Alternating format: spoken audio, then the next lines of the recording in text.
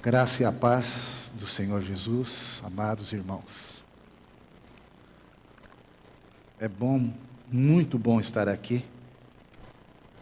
Esta oportunidade para, mais uma vez, compartilharmos a palavra do Senhor. Do fundo do meu coração, Deus sabe como você está. Como você veio para esta reunião, Ele sabe.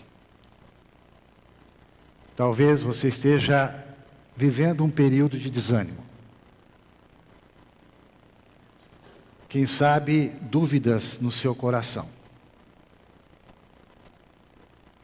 Ou uma aflição muito grande. Talvez você esteja aguardando respostas. E o coração se mantenha ansioso. Talvez você, meu irmão, minha irmã, esteja sendo açoitado por um pecado recorrente, que tanto tem feito você sofrer. Deus sabe. O fato é que a nossa oração é que o nosso Deus de todo poder e amor possa alcançar a sua vida nessa noite e encher seu coração de esperança,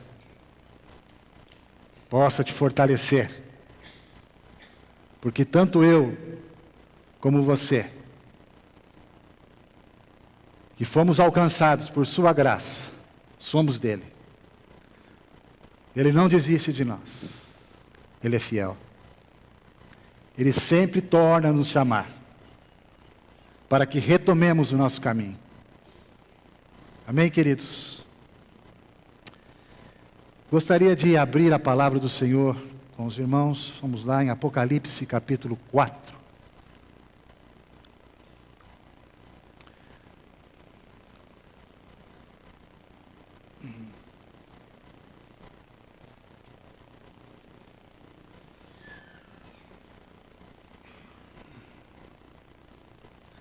Vamos ler 3 versículos apenas, os versículos de 1 a 3, capítulo 4 de Apocalipse.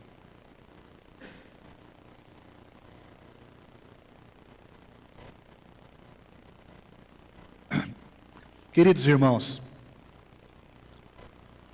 já estou com 64 anos de idade.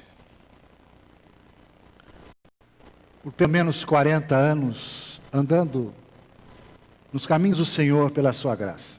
Estudando a Bíblia, lendo a palavra, e assim, essa é a nossa caminhada. Mas é muito curioso que o livro de Apocalipse sempre ficou um pouco à parte das minhas leituras devocionais. Uma certa resistência, um temor, um medo em relação a estudar, a ler o livro de Apocalipse. E é histórico que muitos pastores, há registro disso, de que muitos pastores relutam em pregar no livro de Apocalipse, por uma série de razões. Por ser um livro desafiador, um livro difícil, um livro de muitas figuras, muitos símbolos, muitos números, e coisas difíceis de se compreender. Então, preferem manter uma certa distância do livro de Apocalipse. Ah, meus irmãos, quanta perda, quanta perda. Que livro precioso. Esse é um livro que a igreja do Senhor tem que mergulhar nele. É claro que com a ajuda de homens de Deus, de bons livros. E eu gostaria de encorajá-los, citando apenas um livro, eu já falei sobre esse livro aqui. Muito acessível à leitura, à compreensão, e nos leva para Cristo, mais que vencedores, é o livro de William Hendrickson. E este livro tem tomado o meu coração nesses meses, já há alguns meses. Feito muitos estudos, e tem alcançado o meu coração de uma maneira muito especial. A igreja do Senhor não pode ficar à parte de estar a desfrutar mais do livro de Apocalipse. É o livro da revelação das últimas coisas. É o livro da revelação de Jesus Cristo glorioso, vencedor e que reina para sempre. É um livro que traz para nós consolação, esperança. É por isso que eu disse que nessa noite há oportunidade para que uma vez mais o meu coração, o seu coração seja aquecido, seja novamente trazido de volta para o Senhor de uma maneira nova, condizente aos nossos dias que são tão maus. Passemos à leitura, irmãos. Apocalipse 4, versículos de 1 a 3.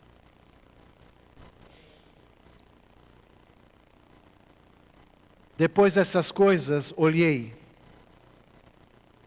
e eis não somente uma porta aberta no céu, como também a primeira voz que ouvi, como de trombeta ao falar comigo, dizendo: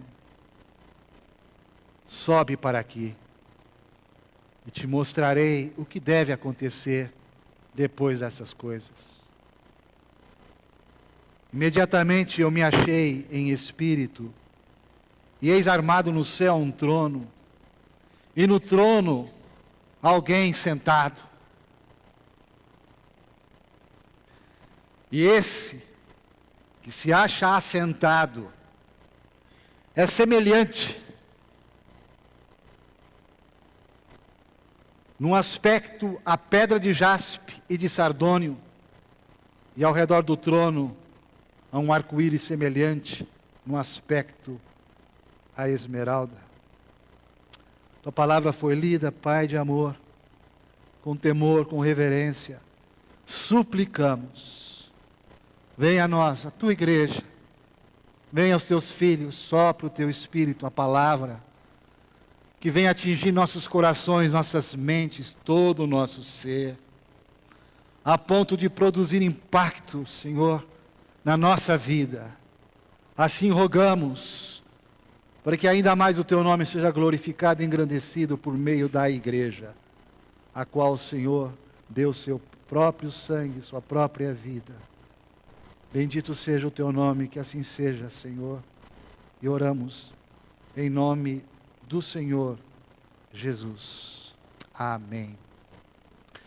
Irmãos, primeiramente, a título de introdução, é importante entendermos que o livro de Apocalipse foi escrito para a igreja do primeiro século.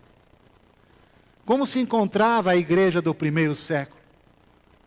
A igreja do primeiro século encontrava-se debaixo de perseguição.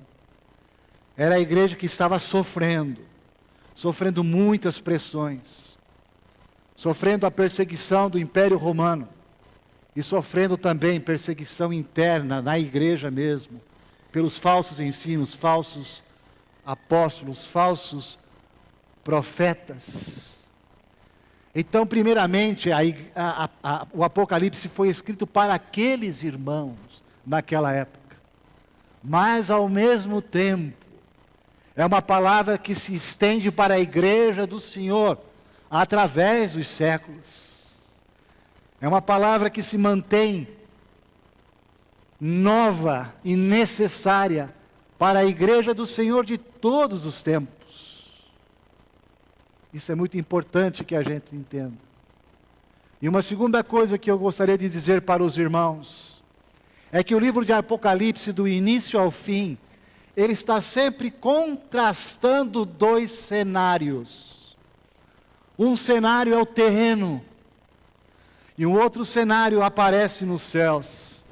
É interessante que o livro, que é dividido e pode ser estudado em 7 partes, ou 7 sessões, essas 7 sessões contam a mesma história, ou a história sendo recontada 7 vezes.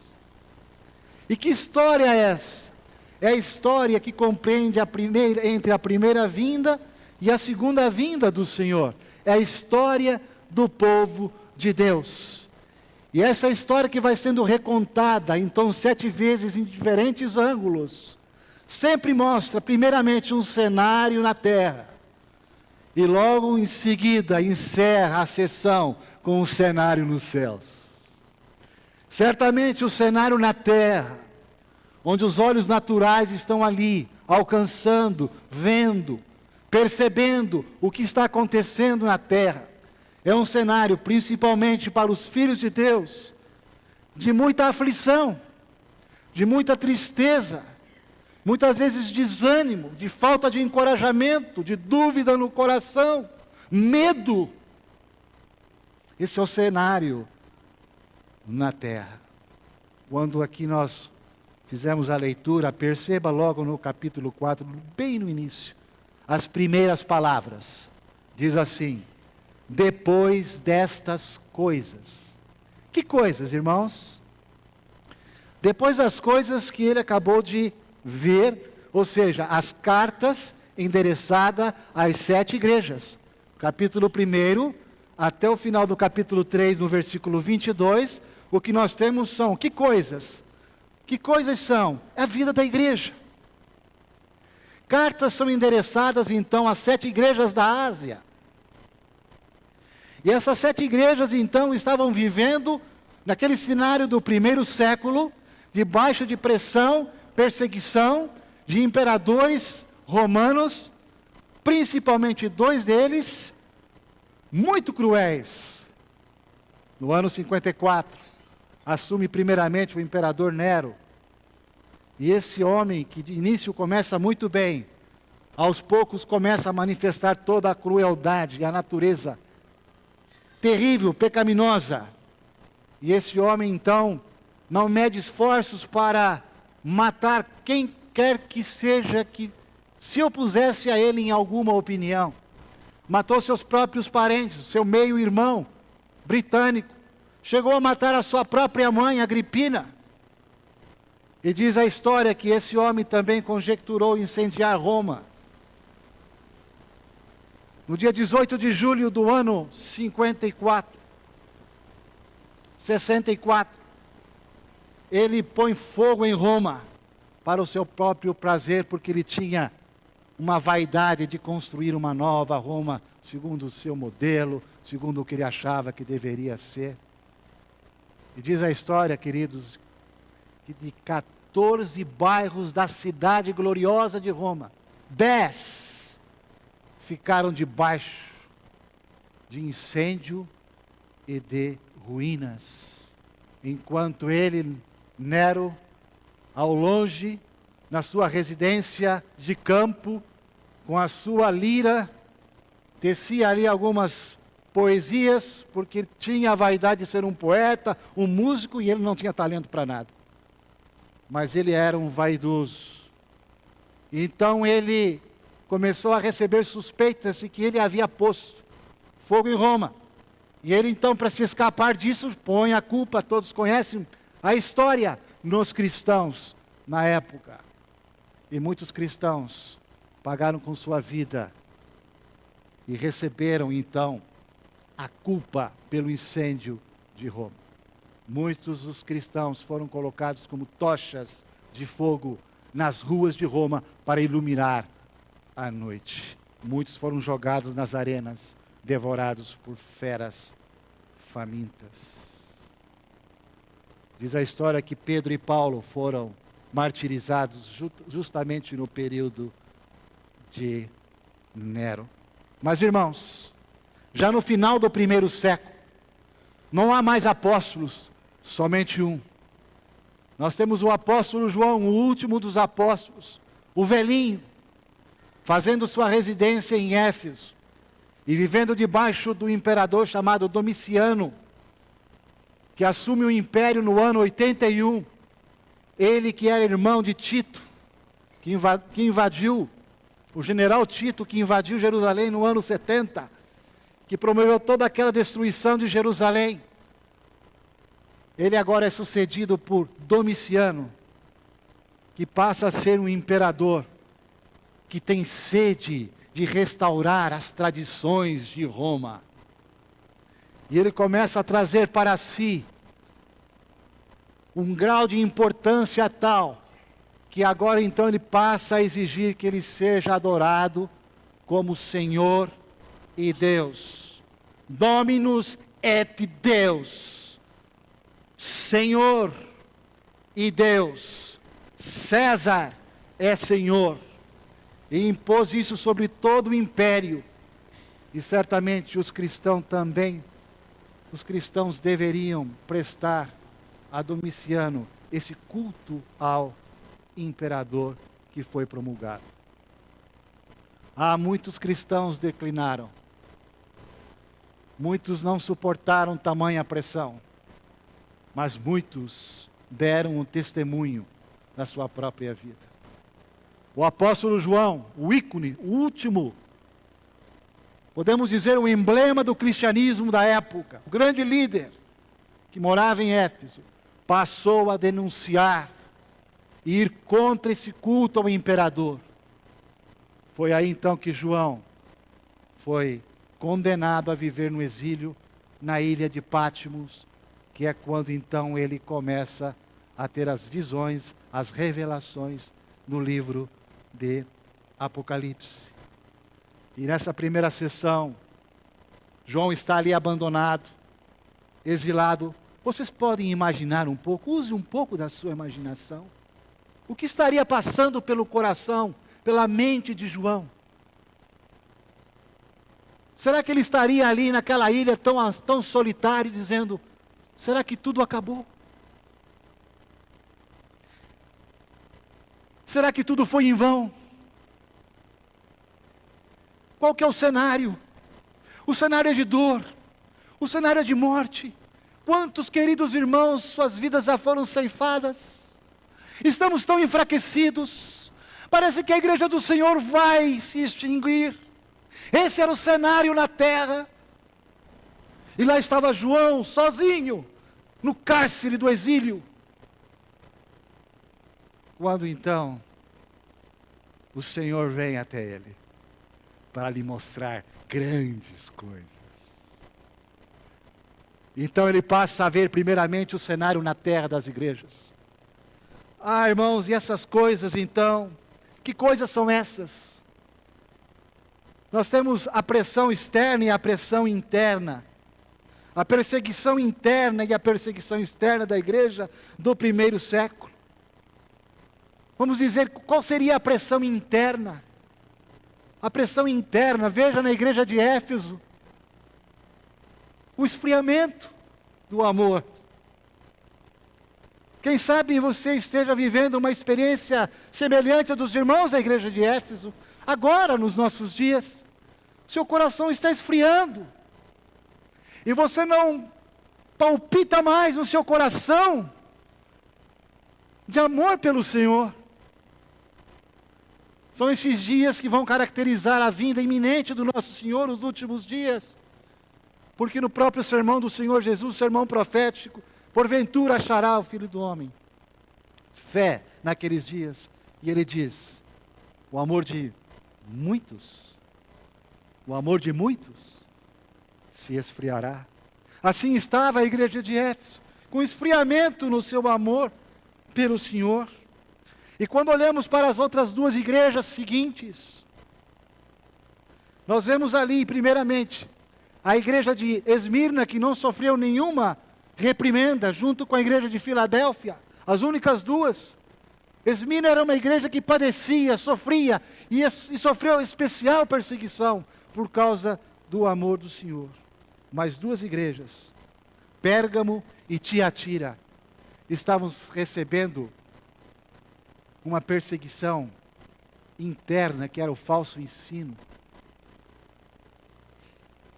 a falsa doutrina, falsos profetas, ensinos de sacrifício, de comer comida sacrificada a ídolos, prostituição, cultos de idolatria.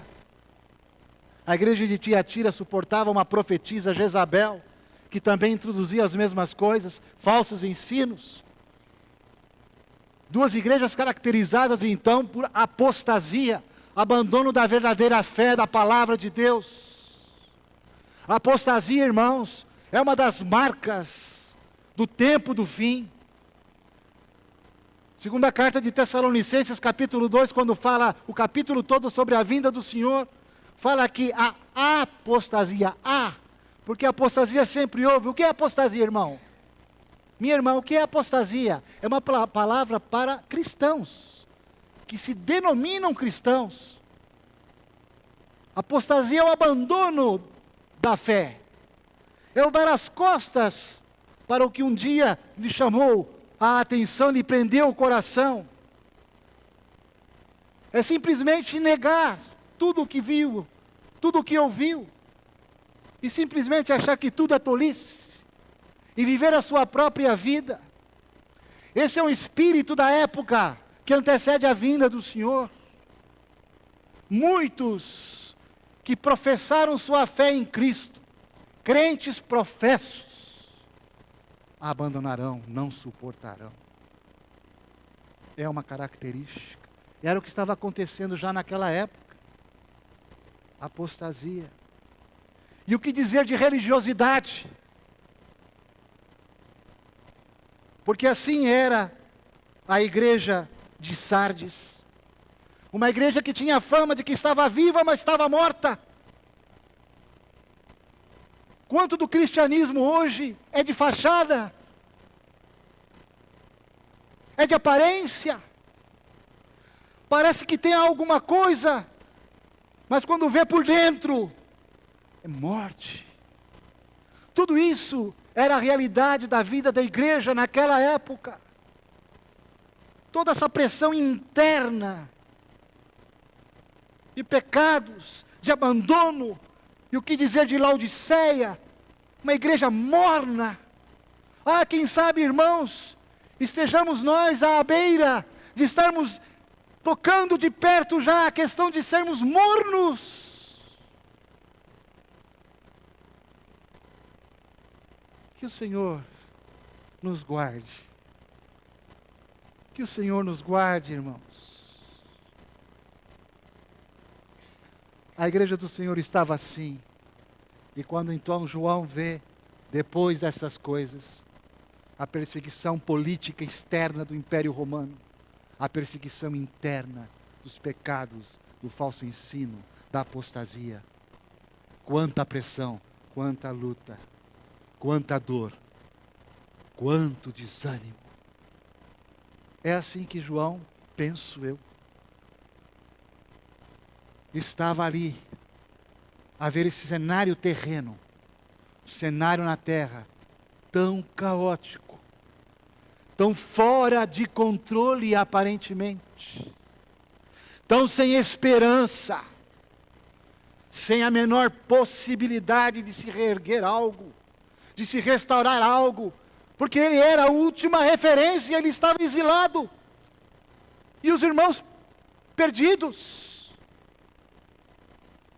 Eu imagino assim, em horas que eu passo dando asas à imaginação, tentando entrar naquela história e ver um cenário, sim, terreno, dos piores, dos mais terríveis. Mas aqui, agora, depois dessas coisas, João diz, olha o texto, olhei,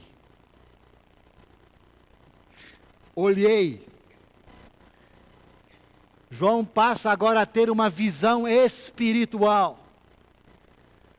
João agora tem cativa os seus olhos para não mais lançar seus olhos na esfera natural, das circunstâncias, daquilo que é terreno, daquilo que é humano, das coisas que nós podemos ver. E ele agora é chamado para ascender. Ele é chamado para lançar seus olhos para um outro nível. E é assim que o Senhor Jesus está chamando a mim e a você, encorajados a lançarmos o nosso olhar para algo mais elevado, para um outro cenário. Meus irmãos, eu olhei. É uma visão espiritual que João passa a ter. É a revelação de Deus, seus olhos agora podem ver. A revelação do Espírito. A sabedoria de Deus que ninguém conheceu e homem algum pode conhecer. e que o homem natural jamais conhecerá. Agora aqui, João passa a desfrutar. É como Paulo diz lá na sua carta, escrevendo a sua carta em 1 Coríntios capítulo 2. Ah, os escolhidos do Senhor, aos filhos de Deus está reservado a revelação de algo mais elevado.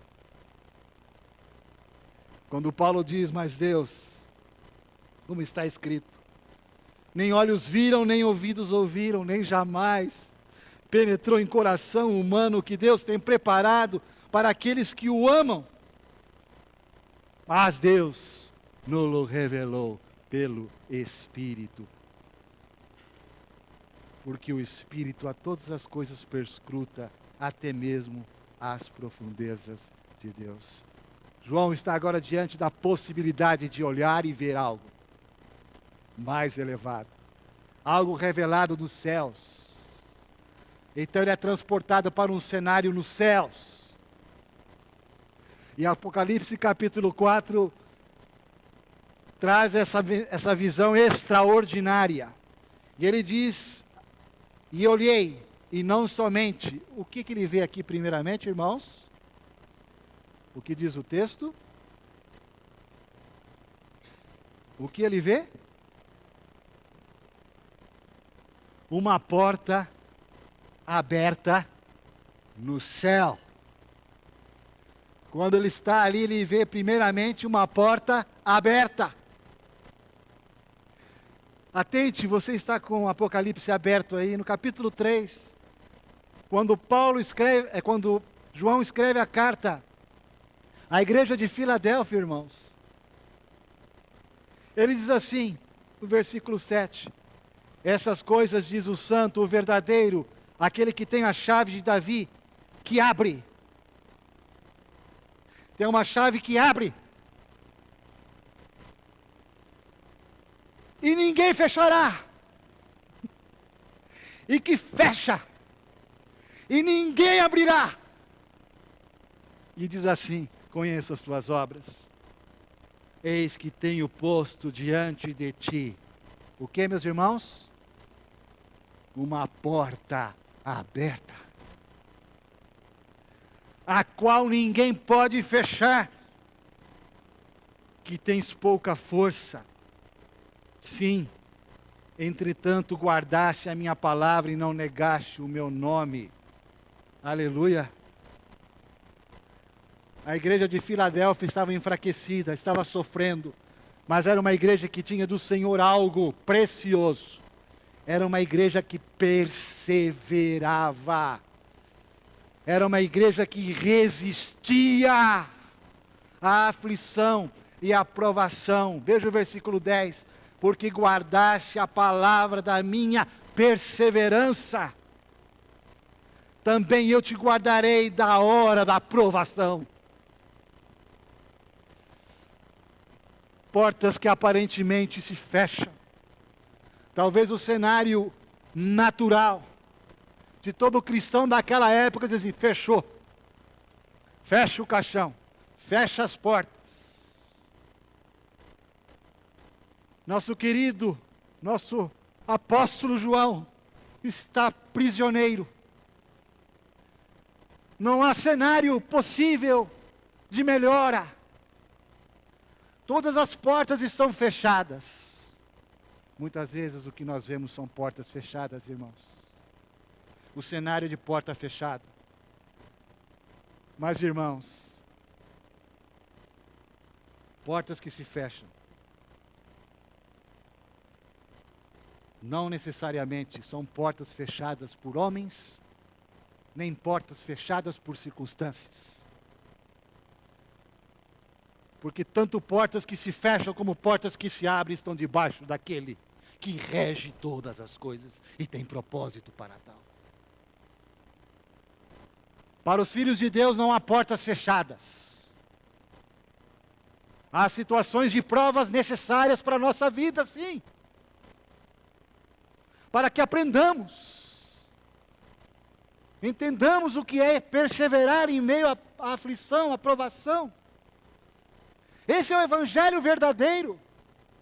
que os filhos de Deus haverão de passar aflições, haverão de padecer nesse mundo, mas ganharão do próprio Deus a força para persistir, para continuar a caminhada. É por isso que essa carta da igreja de Filadélfia, o Senhor, é a única vez que o Senhor diz isso. Eu venho sem demora. Aguentem. Aguentem firmes. Eu venho sem demora. Versículo 11. Então agora João está diante de uma porta aberta nos céus. E sempre teremos a porta aberta para nós, irmãos. Sempre haverá a porta aberta para nós. Porque Ele já abriu a porta. O Senhor morreu, o Senhor ressuscitou, mas o Senhor ascendeu aos céus. Não podemos deixar de atentar para esse aspecto glorioso do nosso Senhor, que é a sua ascensão. No momento em que Ele ascendeu os céus, lá está, agora nos céus, o nosso sumo sacerdote, capaz de compadecer-se das nossas fraquezas. A palavra de Deus em Hebreus capítulo 4 diz que Ele penetrou os céus. E no momento da sua ascensão, capítulo 12 de Apocalipse, figuradamente, Satanás, chamado de o dragão, ele é lançado fora dos céus. Porque agora chega o Senhor Jesus, glorioso e vitorioso, ascenso aos céus, junto ao trono do Pai. Satanás é expulso. Aquele que estava lá, o acusador dos nossos irmãos, que de dia e de noite diante de Deus, dizendo, olha isso, olha aquilo.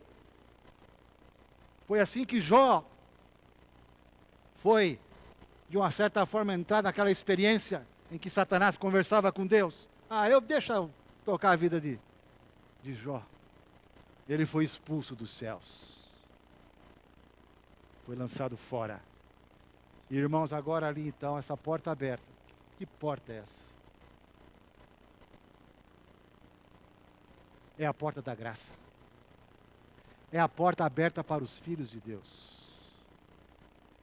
Hebreus 4,16. Acheguemo-nos, portanto, confiadamente junto ao trono da graça. Porque aquela porta aberta vai mostrar um trono, como nós vimos aqui. Certamente aquele trono é trono de juízo. É trono de juízo e perdição eterna para muitos. Mas para os filhos de Deus, aquele mesmo trono não é trono de juízo. É o trono da graça, ao qual nós podemos achegar confiadamente para alcançarmos o quê? Misericórdia e graça na hora oportuna. Amém, meus irmãos? Oh, bendita porta aberta nos céus. Senhor, possa nos encorajar a olhar e ver mais claramente a bendita porta aberta para nós. Amém? O apóstolo Paulo muitas vezes falou de porta. Porta aberta, porta que fechou. E ele entendia que tudo eram circunstâncias, que tudo tinha propósito. Muitas vezes era frustrado nos seus propósitos. Ele tinha grandes sonhos, anseios de evangelização aqui e ali, e nem sempre as coisas aconteciam como ele pensava. Em determinado momento ele ora e diz assim, ali chegado reunido a igreja, relataram quantas coisas fizera Deus com eles, como abrira aos gentios a porta da fé, isso na sua primeira viagem missionária. Mas ele teve tanta oposição, tanta perseguição de judeus, ele foi apedrejado, tanta coisa que parecia desfavorável. Mas Paulo viu uma porta aberta que o Senhor estava escancarando debaixo do seu propósito. Frente a muitos adversários, na terceira viagem, ele diz assim, porque uma porta grande e oportuna para o trabalho se me abriu. E ele sofrendo perseguição de tudo quanto é tipo. Ele foi dado como morto, um certo apedrejamento.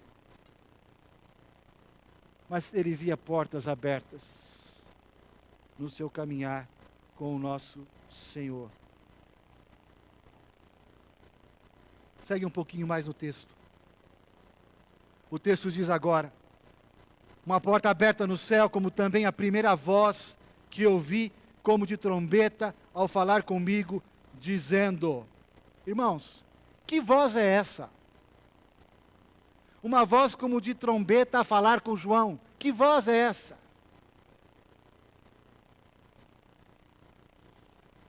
É o mesmo texto de Apocalipse, capítulo 1, quando João diz assim no versículo 10. Que voz é essa que ele está ouvindo? Uma voz como de trombeta. De quem é essa voz? Capítulo 1, versículo 10, João está ali aprisionado na ilha de Patmos por causa da palavra de Deus, do testemunho de Jesus, e ele diz: achei-me em espírito no dia do Senhor, e ouvi por detrás de mim grande voz, como de trombeta. A mesma palavra. E a voz que vinha a seguir é: o que vês escreve em livro e manda às 7 igrejas. É a voz do Cordeiro, é a voz do Senhor Jesus Cristo. Então a voz que ele está ouvindo naquela porta aberta, e ali há um trono, uma voz se faz ouvir, é a voz do Filho de Deus. É a voz daquele que fala, aquele que tem toda a autoridade. É aquele que todo o universo tem que ouvir e dar ouvidos. É a palavra de Deus quando ele estava sendo batizado. Esse é o meu filho amado em quem me comprazo, a ele ouvi. É o que diz Hebreus capítulo 1, que antigamente, outrora, Deus havia falado de várias maneiras, através de profetas, agora ele fala pelo Filho. A voz que esse universo tem que ouvir, e vai ouvir, é a voz do Todo-Poderoso, do Senhor Jesus. É uma voz como de trombeta. Essa é a voz do Senhor.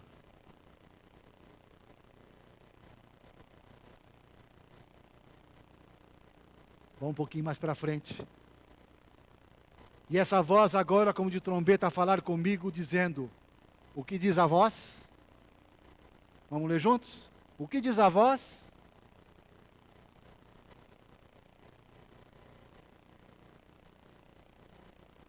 De novo.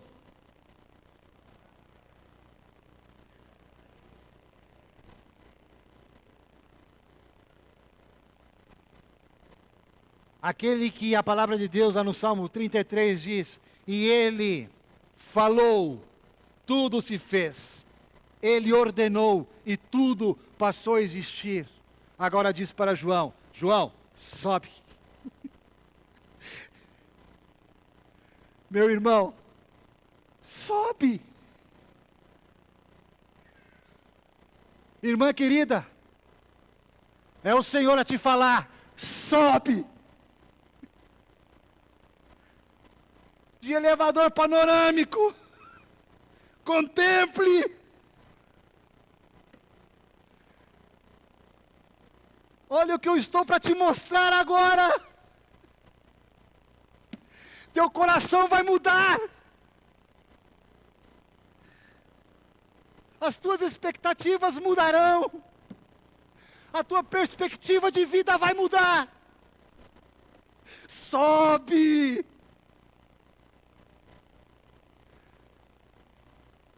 Talvez você esteja tão rasteiro na sua vida com o Senhor. Não importa agora isso. Não viva debaixo dessa acusação, dessa derrota. Ouça a voz do Senhor a te chamar. Sobe.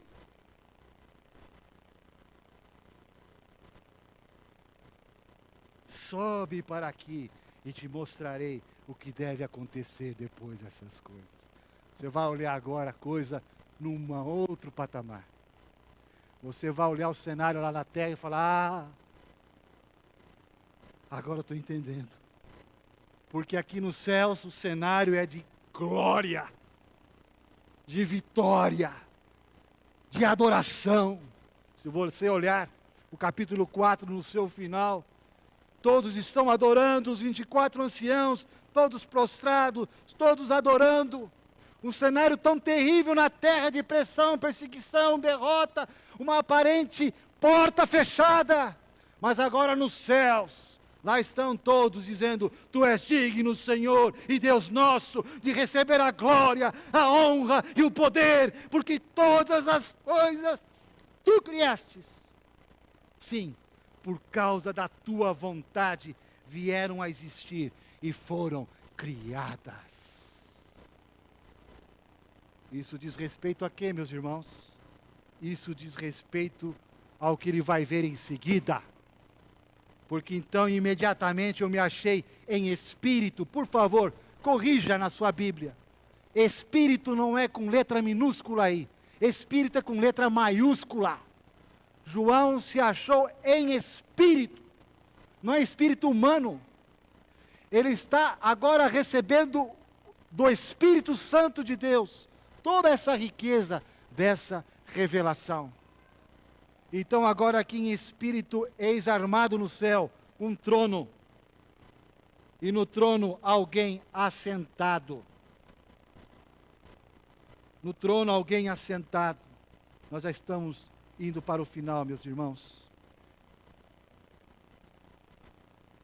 E no trono alguém sentado. E esse que se acha assentado é semelhante no aspecto à pedra de jaspe e de sardônio, e ao redor do trono há um arco-íris, semelhante no aspecto à esmeralda. Irmãos, num texto apenas de 11 versículos, capítulo 4 tem 11 versículos, 13 vezes aparece a palavra trono, porque essa é a visão central deste capítulo 4. Há alguém no trono. Alguém está sentado no trono. Não há palavras para descrever este alguém que está sentado no trono. Vocês perceberam aqui que há uma menção do Deus triuno? Porque quando então João vem ali e vê primeiramente a voz do Filho de Deus, e depois vê assentado no trono, o Pai está assentado no trono, e ele tem essa visão no Espírito Santo de Deus.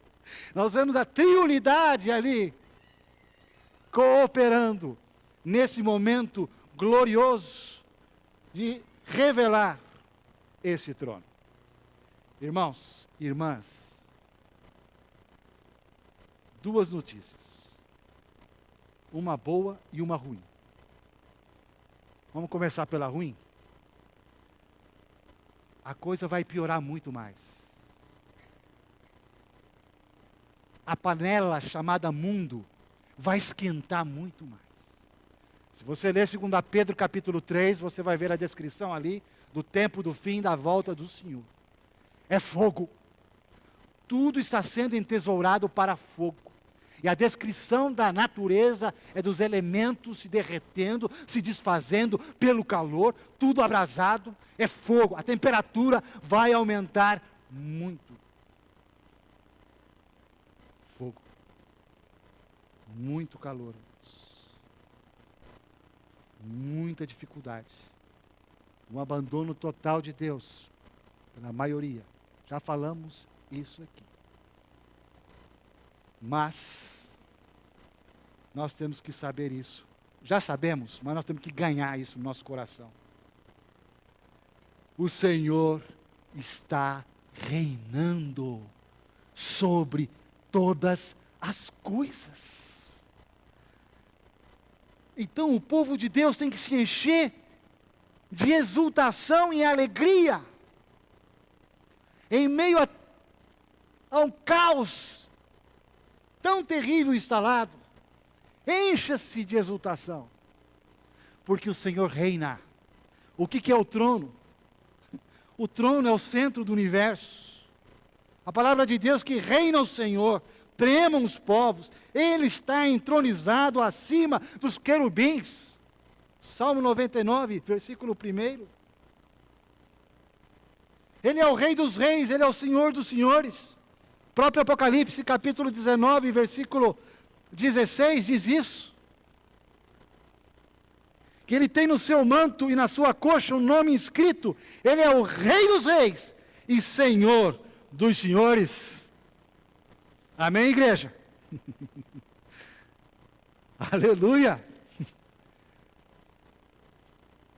O cenário é de luta, sim, mas a palavra de Deus em Apocalipse 17, 14 diz: e pelejarão eles contra o Cordeiro, e o Cordeiro os vencerá, pois é o Senhor dos senhores e o Rei dos reis. Vencerão também os chamados, eleitos e fiéis que se acham com Ele. Irmãos, a visão do trono tem que aquecer o nosso coração e dar descanso para as nossas almas. A visão daquele que está governando e tem todas as coisas debaixo do seu controle, segundo a vontade dEle, segundo a sua mente. O trono do universo, ele não é fisiográfico, ele é espiritual, não é geocêntrico, muito menos heliocêntrico. O trono do universo é teocêntrico. Deus está no trono. Ele reina. Não devemos temer. Não temas, ó pequenino rebanho. Por pior que esteja a temperatura, não temas. Vocês estão sob os meus cuidados. Vocês me pertencem. Vocês são meus. Vocês jamais se perderão. Ânimo. Força. Ele é aquele que tem cuidado de nós, dia a dia.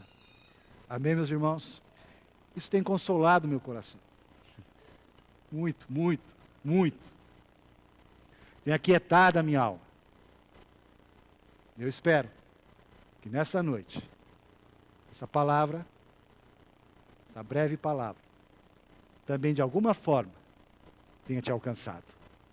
Vamos ficar de pé e vamos adorar o Senhor com a primeira canção dessa noite que foi cantado aqui. Ele é exaltado. Ele é o Senhor.